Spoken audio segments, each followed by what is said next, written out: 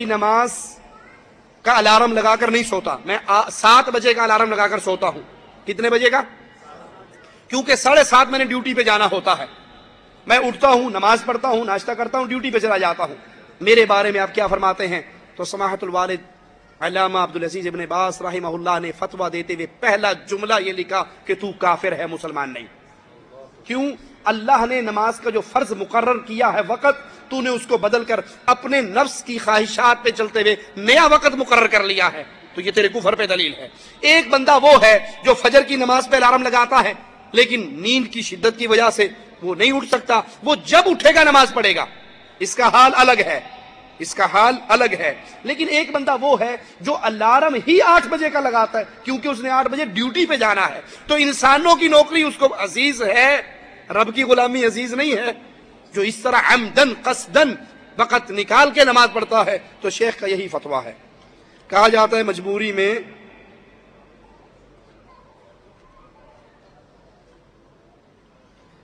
مجبوری میں فوٹو بنوائیں, لیکن یہاں تو مسجد میں فوٹو اور فلم بن رہی ہے. فوٹو نہیں بن رہے بھائی, یہ ویڈیو تیار ہو رہی ہے.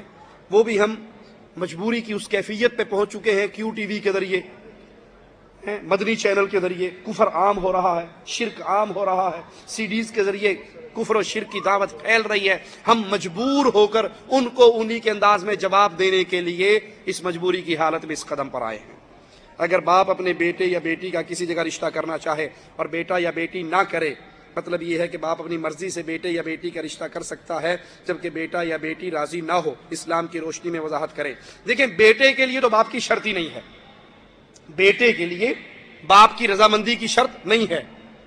شادی لڑکے نے کرنی ہے, باپ کو راضی کر لے ٹھیک ہے, اور اگر باپ راضی نہیں ہوتا تو اس کے لیے یہ شرط نہیں ہے. لیکن بیٹی کا نکاح ولی کی اجازت کے بغیر نہیں ہو سکتا.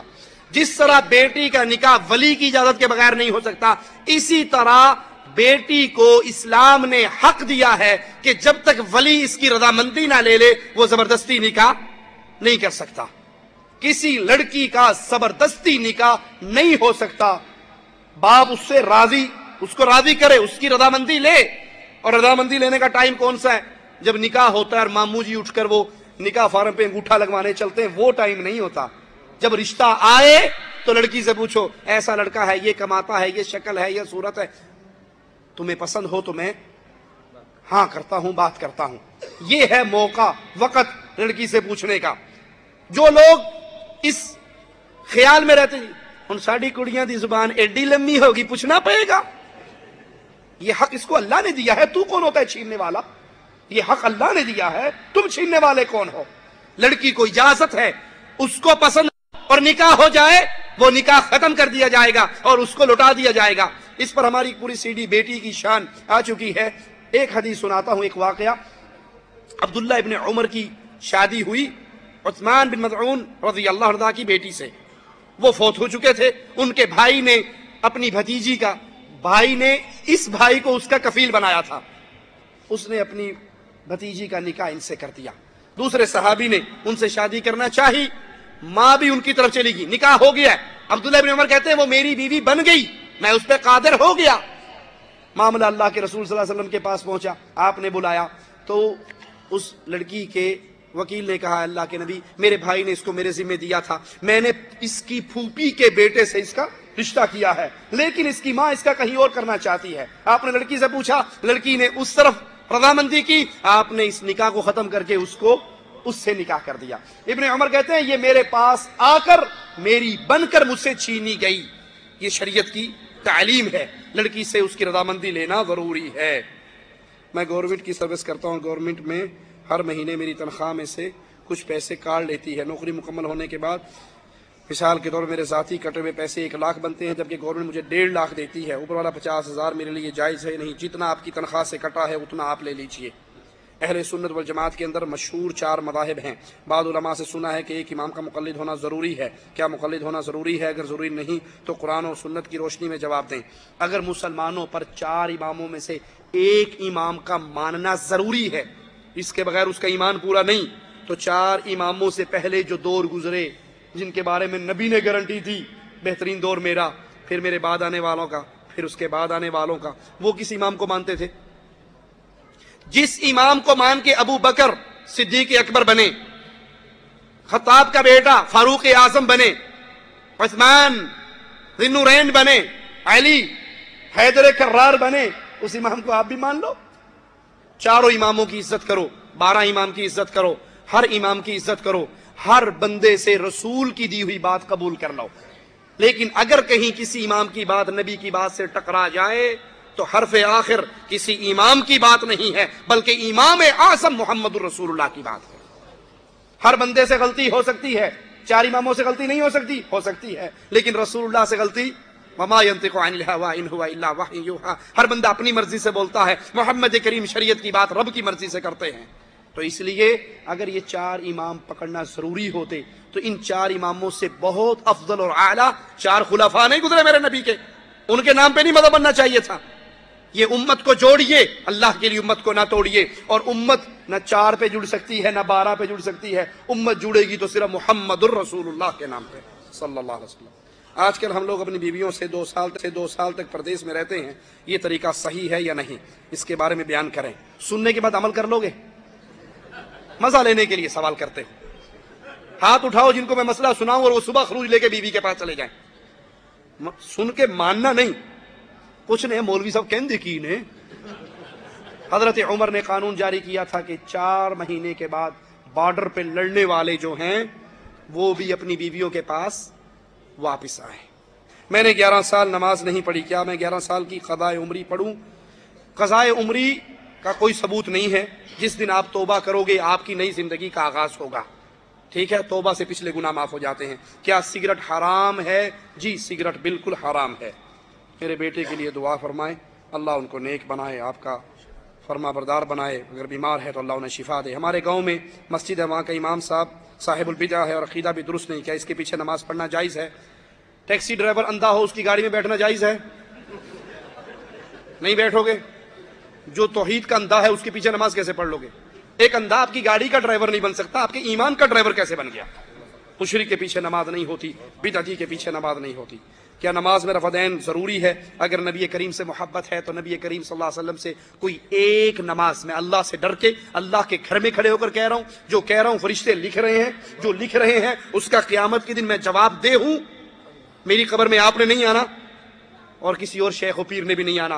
हमें रसूलुल्लाह सल्लल्लाहु अलैहि वसल्लम की सही अहादीस से एक नमाज भी ऐसी नहीं पहुंची कि आपने पढ़ी हो और रुकू में जाते हुए रफ़दैन और रुकू से उठते हुए रफ़दैन ना किया हो। कोई एक सही हदीस आज तक हमें नहीं पहुंची। किसी के पास है तो हमें भी पहुंचा दे। जितनी ना करने की रिवायात हैं वो ज़ईफ़ हैं, मनगढ़ंत हैं, और जितनी करने की रिवायात वो सही हैं। सही बुखारी की रिवायात पे किसी को एतराज़ नहीं, सही मुस्लिम की रिवायात पे किसी को एतराज़ नहीं। ले दे के एक दलील रह जाती लोगों के पास, मैं उस दलील का जवाब देता हूँ। वो जी बुतों की वजह से रफ़दैन शुरू हुई थी, सुनी या नहीं सुनी?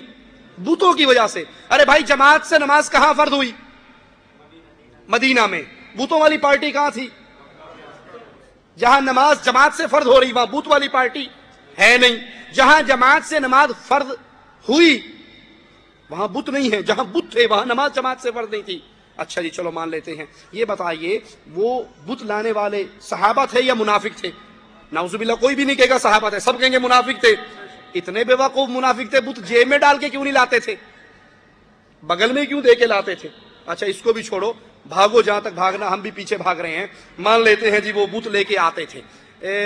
छोटे तो छोटा बुत ऐनकते होएगा ना, इतना तो बुत छोटा से छोटा होगा। लो जी, मैं बुत को लेने लगा हूं बगल में, ये बगल में बुत आ गया। ठीक है जी, अब नमाज पढ़ने लगे हैं। हमारी सुन्नत के मुताबिक, सही बुखारी की रिवायत के मुताबिक हाथ कहां तक उठने चाहिए? कंधों के बराबर, हत्ता हजवा मनकबे। और जो रफ़दैन छोड़ने वाली पार्टी वो कहां तक उठाती है? तवज्जो करना। अल्लाह, वो तो शरीफ कहां गया जी? बुत तो गया। अरे भाई, अगर ये रफ़दैन बुतों की वजह से शुरू हुई तो पहली क्यों करते हो? अगर ये रफ़दैन बुतों की वजह से शुरू हुई तो पहली क्यों करते हो? मीठा मीठा हाप हाप, कोड़ा कोड़ा तू तू।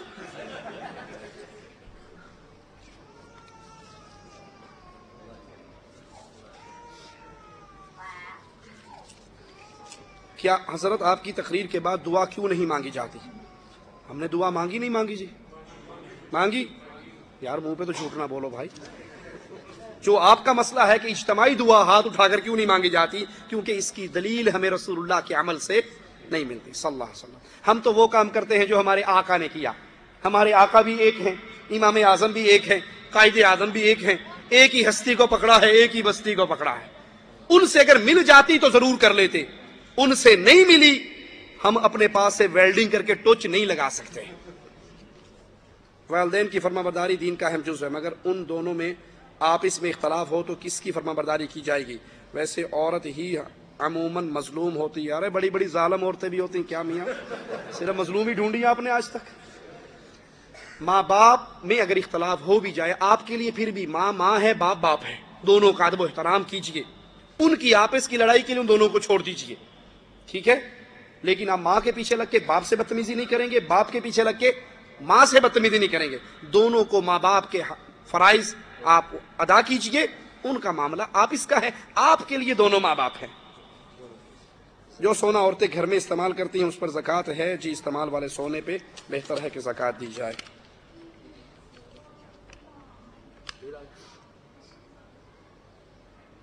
سورۃ یاسین کے بارے میں کہا جاتا ہے یہ قرآن کا دل ہے، اور یہ بات سنی کہی ہے۔ سوال یہ ہے کہ جس طرح پاکستان میں یہ بات مشہور ہے کہ صبح نماز کے بعد اس کو ایک لازم کام بنایا جاتا ہے، اس بات کے ختم بھی ہوتے ہیں۔ دیکھیے، کسی مسئلے پر کسی بات کو مستقل اپنانے کے لیے دلیل کی ضرورت ہے۔ اگر رسول اللہ صلی اللہ علیہ وسلم نے روزانہ فجر کے بعد سورۃ یاسین کی تلاوت کی، کسی کے پاس حدیث ہے، ہمیں بھی دے دو، ہم بھی مان لیں گے۔ اور اگر نبی کی حدیث نہیں ہے، آپ کا عمل نہیں ہے، آپ نے صحابہ کو یہ تعلیم نہیں دی، تو ہم اس کو نہیں تسلیم کر سکتے۔ ماں باپ میں کس کی دعا زیادہ قبول ہوتی؟ انشاءاللہ دونوں کی قبول ہوتی، دونوں سے کرواؤ۔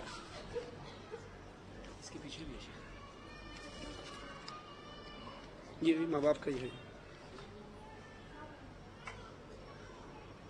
جزاکم اللہ خیر، سبحانک اللہم وبحمدک، اشہد ان لا الہ الا انت، استغفرک و اتوب الیک۔ سوالات آپ کیجیے، میں تو بیان کر کے تھک گیا ہوں، اب اس میں سے پوچھ لیجیے جو میں نے بیان کیا ہے۔